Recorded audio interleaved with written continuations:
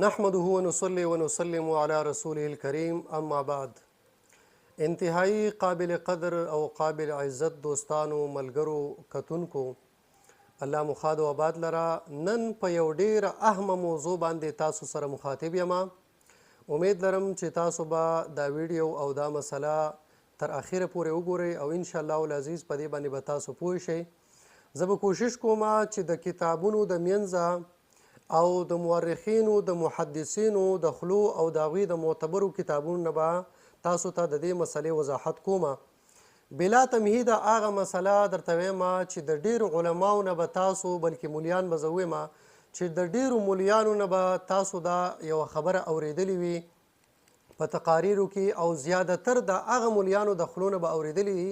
چې د هغوی په زړونو کې د نبي علیه صلات وسلام عشق او محبت د نشت برابر دی، د عدم برابر دی. هغه خلک په دې خپلو خبرو باندې د نبي علیه صلات وسلام عشق او محبت د عوامو د زړونو نه د کمولو ناکام کوشش کوي. لہذا تاسو ټولو ته زما د ټول نه اول خدا اپیل دی که تاسو اورئ هم علما کرام خو داسې علماو اورئ چې هغه مستند علما وي، هغه د دین نه خبر وي، هغه چې د دین خبره کوي نو د دین حواله ورکوي، د کتاب حواله ورکوي، مستند بحث درته کوي. او دا قصو والا لطیفو والا مولیان د دې د اورېدلو نه اجتناب وکوي او په دې باندې خپل پالتو ټیم مه ضایع کوئ. یو حدیث دی د دغه مولیانو د خلو نه به تاسو اورئ او داسې نه چې هغه د حدیثو په کتابونو کې نشته دی. زه تاسو ته وایم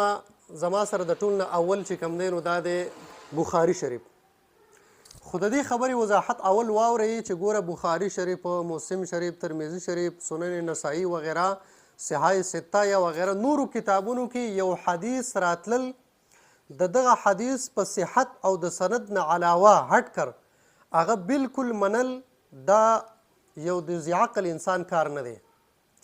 دا خبره دلیل نه دی چې دا حدیث په بخاري شریف کې راغلی دی بس ته به پې سترګې پټې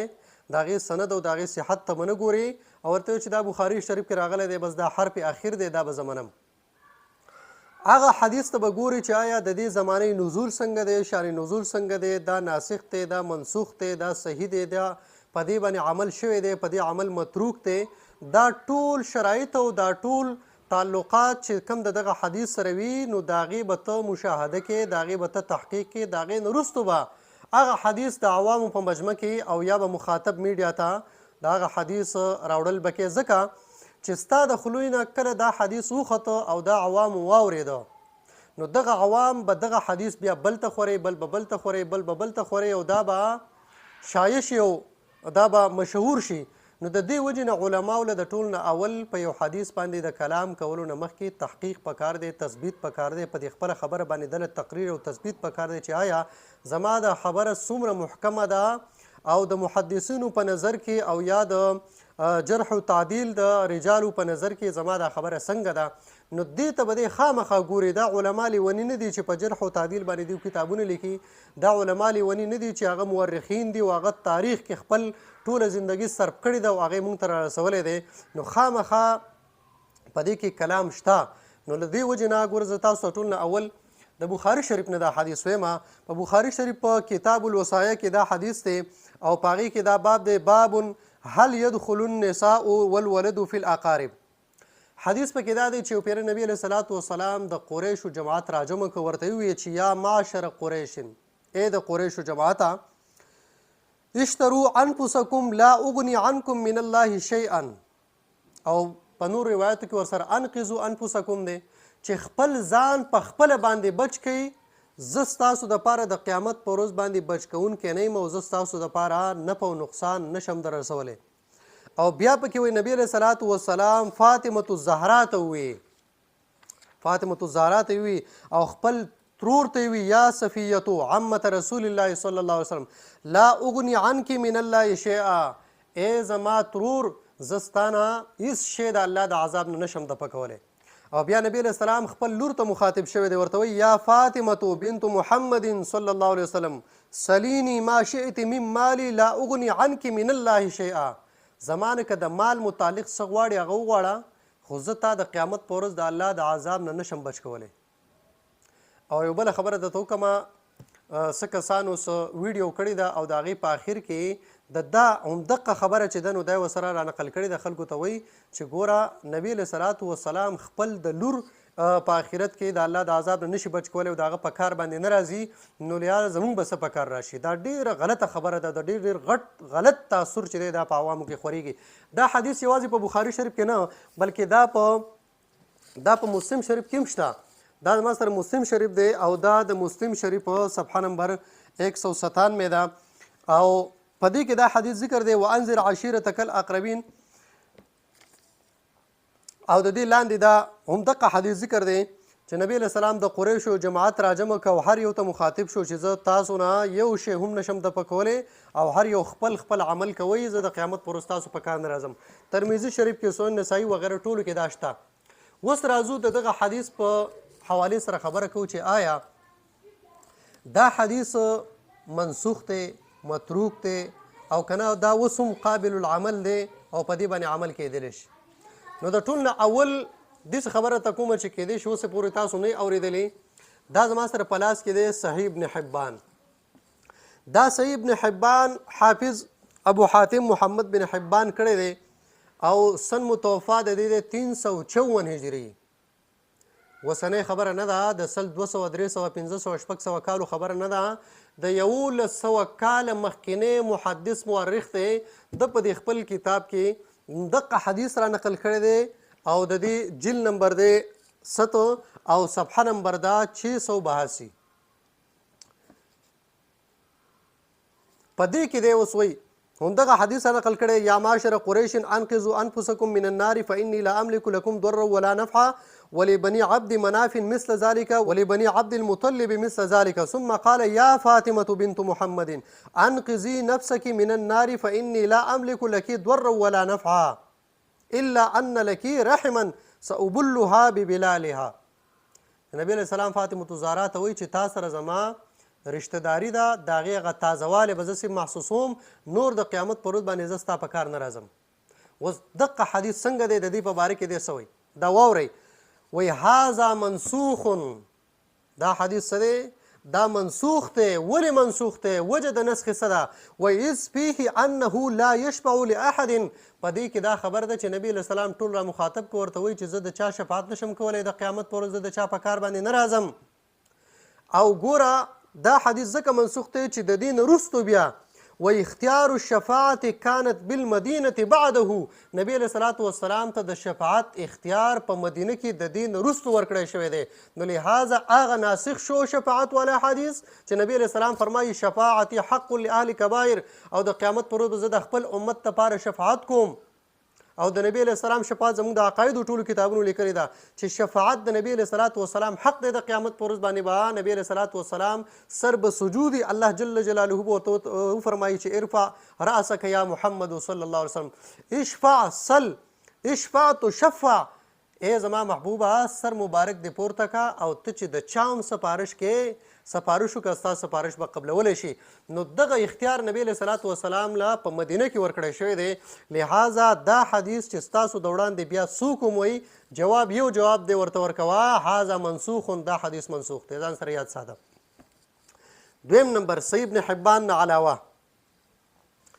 دا زما سره دی معجم کبیر د امام طبرانی سن متوفا 360 هجری 1100 سال مخکینی محدث او د دې جلد نمبر 17 دی او صفحه نمبر دا 5907. په دې کې دا خبره ده یو پیره د نبی علیه صلات وسلام د تره لور ان ام هانئ بنت ابي طالب خرجت متبرجه قد بدا قرطاها. ام هانی او پیره بهر را روانه وه او د هغې د سر نه دا لوپټه او دا پړونه لږ اخوا شوي او د سر دا ویښته ښکارېده. نو عمر فاروق سے ولیده، عمر فاروق سے ورته وی فقال لها عمر بن الخطاب واعلمي فإن محمدا لا يغني عنك شيئا. اے ام هانی ځان خبردار کا محمد علیه السلام د قیامت په ورځ باندې ستا په کار نشي راتلی، ستا د الله د عذاب نه نشي بچ کولی. فجاءت الى النبي صلی الله علیه وسلم، ام هاني راله نبی کریم صلی الله علیه وسلم ته فاخبرته خبرې ولا ورکه فقال رسول الله صلی الله علیه وسلم نبی کریم صلی الله علیه وسلم فرمایل ما بال اقوام يزعمون ان شفاعتي لا تنال اهل بیتی وان شفاعتي تنال د هغه قوم به څه حالي چې هغه زما په باره کې دا ګمان کوي چې د قیامت په ورځ باندې به زما شفاعت هغو له کار نه ورکوي زه به هغوی ته نفع نه ورکوم زما شفاعت به هغو ته نه رسي د هغه قوم به کم حالي چې هغه دا ګمان کوي ګمان یقین نه او ته په منبر رسول باندې ناست یو خلکو ته د هغې یقین دهاني کوي چې نبي علیه صلات وسلام د قیامت په ورځ باندې څه نشي کولی نبي علیه السلام وایي یقین پرېږده چې څوک دا ګمان کوي چې د قیامت په ورځ باندې به زه خپل اهل و عیال ته څه نه شم رسولی څه نه په بوته نه شم رسولی د هغه خلکو په باره کې وایي د هغوی به څه حالي نو ګوره دغه خبره چې تاسو ته څوک د بخاري مسلم شریف ترمیزي یا وغیره د دغې حواله درکوي او دا حدیث درته وایي نو د هغې جواب درته ما وښودو څه به ورته وایي هذا منسوخ دا منسوخ دی راشه څلورم نمبر دلیل ته دا زما سره دی جامع المسانید والسنن دا محدث او مورخ هم وسنی نه دی دا په 774 کې د ده سن متوفا ده تقریبا 200 کاله د ده وشو 200 کاله مخکینی مورخ محدث ثقه لپاسې پې لیکلي دي نو دا زما سره جامع المسادین وسنن د دې جلد نمبر 33 دی او د دې صفحه نمبر دا 9146 او حدیث نمبر دی 3707 نمبر د نبی علیه صلات وسلام ترور حضرت صفیه رضی الله تعالی عنها د هغې زوی وفات شو فبکت علیه وصواحت هغې جړل فریاد یې کو فاتاها النبي صلی الله علیه وسلم نبی علیه صلات وسلام ورته راغی ورته وایي یا عمتو ما یبکیکی ای زما ترور دا نبی علیه صلات وسلام باندې ډېره ګرانه وه دې حدیث کې لاندې ذکر دی وکانه یکرمها ویحبها نبی علیه صلات وسلام به د دې ډېر عزت او قدر کو د دې سره به ډېر محبت کو نو دغه خپل د ترور حضرت صفیه رضی الله عنها ته نبی علیه السلام وایي چې ولې خفئ ولې جاړې هغه ورته وایي زما زوی وفات شوی دی نبی علیه صلات وسلام ورله تسلي ورکوي ورته وایي یا عمتو من توفی له ولد فی الاسلام فصبر بنى الله له بیتا فی الجنه ای زما ترور په اسلام کې چې د چا بچی وفات شي هغه پې صبر وکړي الله وله په جنت کې لوی بلډینګ تیاروي فسکتت نو هغه غلی شوه او بیا د نبی علیه صلات وسلام نه چې کله بهر ته ووته نو فاستقبلها عمر بن الخطاب عمر فاروق صاحب ورته مخامخ راغی ورته وایي ما ستا چغې واورېدې خو ان قرابتک من رسول الله صلی الله علیه وسلم لن تغني عنک من الله شیئا ستا چې د نبی علیه السلام سره کومه رشتهداري ده نو د قیامت په ورځ نبی علیه السلام تا د دې رشتهدارۍ په وجه باندې د عذاب نه نشي دفع کولی تا په دې خپل زوی باندې چغې ووالې ته د عذاب مستحقه شوې نبی علیه السلام د قیامت په ورځ ستا په کار نشي راتلی چې کله عمر فاروق رضی الله عنه دې ته دا خبره وکړه نو دا په جړا شوه نو د دې دا جړا نبی علیه صلات وسلام واورېده او نبی علیه السلام خو به د دې ډېر عزت کو قدر احترام بر کو نبی علیه صلات وسلام خپل دې ترور ته وایي یا عمتو اتبکین وقد قلت لك ما قلت ته اوس هم جاړې ما چې تا ته کومه خبره وکړله پاسه چې الله تعالی به دله په جنت کې یو بلډینګ جوړ کړي او ته بیا هم جاړې نو هغه ورته وایي لیس ذاک ابکانی یا رسول الله ای د الله رسوله دا خبره مې نه جړوي خبره مې دا جړوي چې اوس را سره عمر فاروق صاحب میلاو شو او ما ته یې ووایي ستا چې د نبي علیه السلام سره کومه رشتهداري د قیامت په ورځ دا په کار نه راځي نبي علیه السلام تا د الله د عذاب نه نشي بچ کولی نو دا خبره مې جړوي قال فغضب النبي صلی الله علیه وسلم نبی علیه الصلاة والسلام غصه شو په جلال کې راغی نبی علیه الصلاة والسلام بلال صاحب ته وایي د مانځه ټیم وایي خلک مانځه له راوبله چې خلک راله نو فصعد المنبر النبي صلی الله علیه وسلم نبی علیه الصلاة والسلام منبر ته وخته فحمد الله وثنى علیه حمد و ثنا بیان کړ ثم قال ما بال اقوام یزعمون ان قرابتي لا تنفع څه حال به د هغه قوم چې هغه دا ګمان کوي چې زما رشتهدارانو به د قیامت په ورځ باندې به زه د هغو په کار نه راځم زه به هغوی د پیده نه ورکوم د هغوی به څه حال چې هغه دا خبره کوي كل نسب وسبب منقطع يوم القيامة الا سببي ونسبي د قیامت په ورځ به د هر چا سبب او نسب چې دی دا به ختمیږي خو د قیامت په ورځ به زما حسب او نسب او سبب چې دی دا به په کار باندې راځي زما سره چې د چا نسبت وي زما سره د چا رشتهداري وي دا به په کار راځي عمر فاروق صاحب د خپل خبرې نه رجوع کړه او عمر فاروق صاحب په خپله باندې وایي چې کله ما د نبي علیه صلات وسلام نه دا خبره واورېده نو ما فتزوجتو ام کلثوم ما د حضرت علي صاحب د لور د ام کلثوم سره نکاح وکړو چې زه هم د نبي علیه صلات وسلام په رشتهدارۍ کې راشم چې د قیامت په ورځ باندې ما ته هم څه پیدا میلاو شي. نو ګوره عمر فاروق صاحب دا خبره کړې وه خو د خپلې خبرې نه بیا رجوع کړې ده او د نبي علیه السلام خبرې منلې ده چې نبي علیه السلام وایي د قیامت په ورځ باندې به زه په کار راځم. نو دا دغه علماو ته وایم چې لږ تحقیق کوئ، لږ په دې خبره باندې خپل غور او فکر او سوچ کوئ. دا خبره تاسو عوامو ته کوئ، هغه عوام به یې بل ته کوي، بل به یې بل ته کوي، دا خبره مشهورېږي او چې څومره هم خبره کې غلطي وه او چا کړې وه ټول ګناه به په هغه پسې ورپسې رواني. دا زما سره بل کتاب دی مجمع الزواید، امام حیثمی کړی دی او د دې د جلد نمبر 8 او د دې سن متوفا 870 هجری ده، 650 سال مخکینی محدث دی. دی په دې خپل کتاب په صفحه نمبر 282 کې همدغه حدیث را نقل کړی دی چې نبی علیه صلات وسلام ترور چې کله زوی وفات شو نو هغه په ژړا وه. نبی علیه صلات وسلام ورته وایي چې مه ژاړه، د چا چې زوی وفات شي په اسلام کې هغه پې صبر وکړي الله تعالی ولا جنت ورکوي، په جنت کې ولوی بلډینګ ورکوي. نو دا دغه شوه خوشحاله شوه. خو چې کله بهر ته راووته عمر فاروق صاحب ورته ووایي تا د نبي علیه السلام سره خپلولي د قیامت پر ورځ په کار نه راځي، نبي علیه السلام تا د الله د عذاب نه نشي بچ کولی. نو دا په ژړا شوه. نبي علیه صلات وسلام ورته راغی ورته وایي ولې ژاړې، ما خو تا ته خبره کړې وه تسلي مې درکړې وه. هغه ورته وایي ما ته عمر فاروق صاحب وایي چې د نبي علیه السلام خپلولي ستا د قیامت پر ورځ په کار نه راځي. فصعد المنبر النبي صلی الله علیه وسلم، نبي علیه السلام منبر ته وخوت فحمد الله واثنى علیه ثم قال ما بال اقوام یزعمون ان قرابتي لا تنفع. څه حال به د هغه قوم چې هغه وایي زما د قیامت پر ورځ به زه د خپل رشتهدارو په کار نه راځم، زه د قیامت پر ورځ باندې به خلکو له نفع نشم رسولی. د هغه خلکو به څه حال چې هغه دا ګمان کوي كل سبب ونسب منقطع يوم القيامة الا سببي ونسبي، زما د سبب او نسب نه علاوه هر یو رشتهداري به د قیامت پر ورځ باندې قطع کیږي، خو زما سبب او نسب او زما پیدا نه قطع کیږي. دا ویډیو لږه اوږده شوه خو بهرحال خلاصه د کلام دا چې ګوره بعضې خلک چې کومه دا خبره کوي په منبر باندې کوي، برسر عامې کوي، په غټو مجموع کې کوي، عوامو ته کوي چې نبي علیه صلات وسلام د چا په کار نه راځي. لہذا نبي علیه صلات وسلام نه تمه قطع کوي، خپل خپل کارونه کوي، قیامت پر ورځ به نبي سم تا په کار نه راځي. ډېر د افسوس خبره ده دغې مولیانو دپاره. مونږ خو وایو چې زمونږ غم نشته دی چې په قیامت باندې نبي علیه صلات وسلام لرو، نبی علیه صلات وسلام به زمونږ شفاعت کوي. ها خپل عمل به کوې، داسې نه چې ته به خپل اعمال نه کې او دا دې ته به دې تکیه والي چې نبی علیه صلات وسلام به زما شفاعت کوي. کوي به نبی علیه صلات وسلام شفاعت، ته به خپل اعمال کې. نبی علیه السلام حضرت ربیعه ته فرمایي څه غواړې وغواړه که نه، زما نه بخاري شریف حدیث دی. هغه ورته وایي اسألک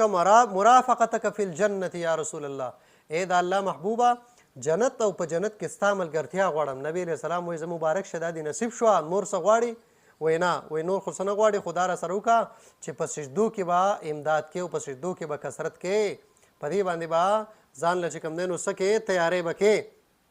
نبی علیه السلام وله جنت ورکړو خو بیا ورته هم د عبادت حکم کوي. نو داسې نبی علیه السلام نه دی ویلي چې تاسو عبادت مه کوئ به زه به ستاسو سفارش کوم. هغه خو د ایمان سره تړلې خبرې دي، خو لیکن د دې خبرې خلکو ته وینا کول او دا مشورول چې نبی علیه السلام د قیامت پر ورځ باندې د چا په کار نه راځي ډېره غلطه خبره ده او ډېره د عقل نه بعیده خبره ده. دا د دغې خلکو سره نه ښایېږي چې دا خلک دا خبره وکړي. نو د دومره معتبرو کتابونو په حوالو سره ما تاسو ته دا خبره وکړه چې دا یو خو دغه حدیث منسوخ دی، بل نبی علیه صلات وسلام په خپله باندې دې وضاحت کړی دی چې د هغه خلکو به څه حالي چې هغه دا ګمان کوي. لہذا د نبی کریم صلی الله علیه وسلم شفاعت او نه په دې د قیامت پر ورځ باندې زمونږ او ستاسو نصیب کی، او چې د نبی علیه صلات وسلام لاس رحمت او فیض په مونږ باندې نه کنه نو مونږ چرته کې هم کامیابېدی نشو. ګورئ دا خبره به د سوچ نه وباسئ چې د نبی علیه صلات وسلام د کرم او د فیض او د سخا نه علاوه مونږ به کامیاب شو، دا چرته هم نشي کېدی. نو مونږ دی الله جل جلاله د نبی علیه صلات وسلام او د نبی علیه صلات وسلام د اهل بیتو د صحابه په نقش و قدم باندې روان کی، او الله تبارک وتعالی دې زموږ او ستاسو حامی او ناصر شي.